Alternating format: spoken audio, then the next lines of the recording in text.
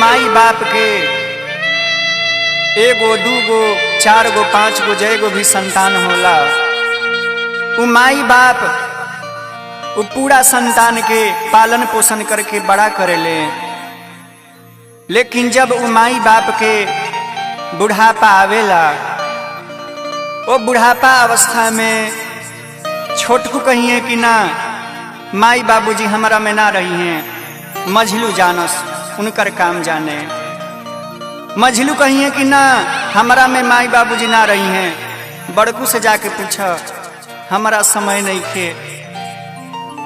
ओइसन माई बाप पर का गुजरत होखिए भैया, ई सारा समाज के हकीकत कहानी बा, आई बतावत नहीं।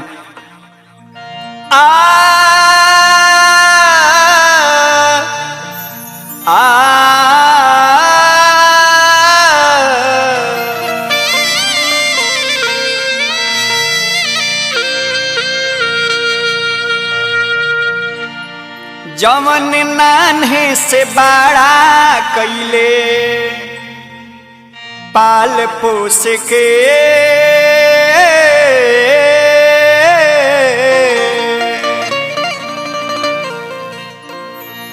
जवन नान्हे से बड़ा कइले पाल पोस के, एगो माई बाप भारी काहे हो जल लोग के, जवन नान्हे से बड़ा कइले पाल पोस के, एगो माई बाप भारी काहे हो जल लोग के, जवन नान्हे से बड़ा कइले पाल पोस के।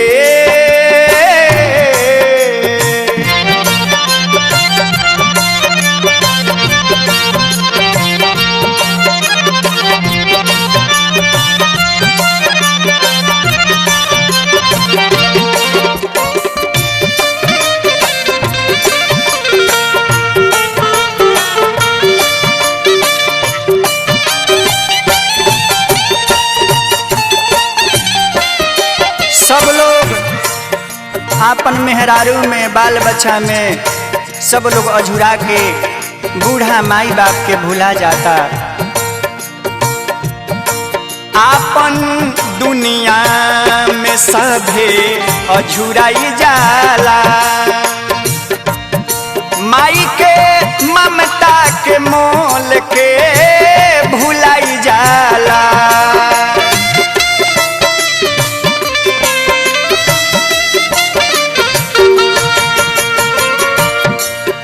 आपन दुनिया में सभे भुलाई जाला, माई के ममता के मोल के भुलाई जाला।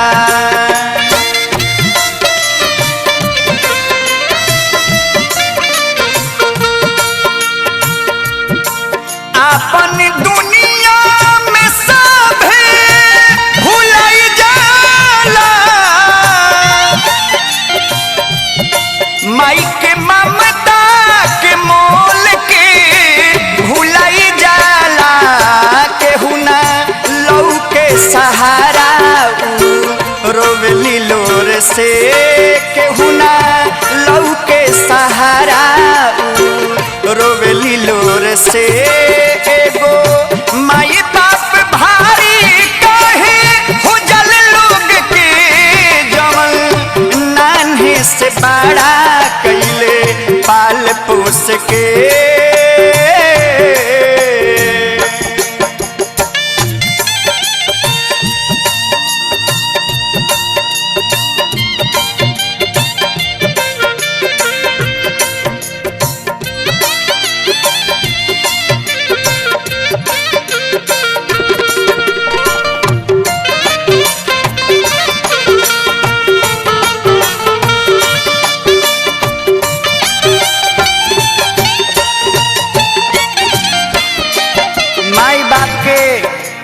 सारा खुशी के अरमान के मटिया मेट कर देला। जा रे बेटा, सारा अरमान माटी में खिलाई देला। बाप माई के प्यार के ठुकराई देला।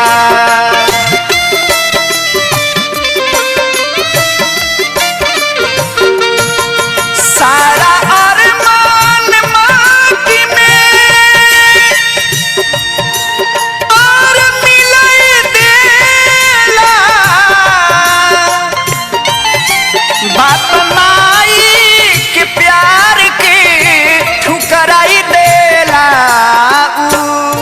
बिना दवाई के मर जाली रोग से। बिना दवाई के मर जाली रोग से। एगो माई बाप भारी कहे हो जल लोग के जमल नान्हे से बड़ा कैले पाल पोस के। एगो माई बाप भारी कहे हो जल लोग के जमल नान्हे से बड़ा कैले पाल पोस के। एगो माई बाप भारी कहे हो जल लोग के जमल नान्हे से बड़ा कैले पाल पोस के।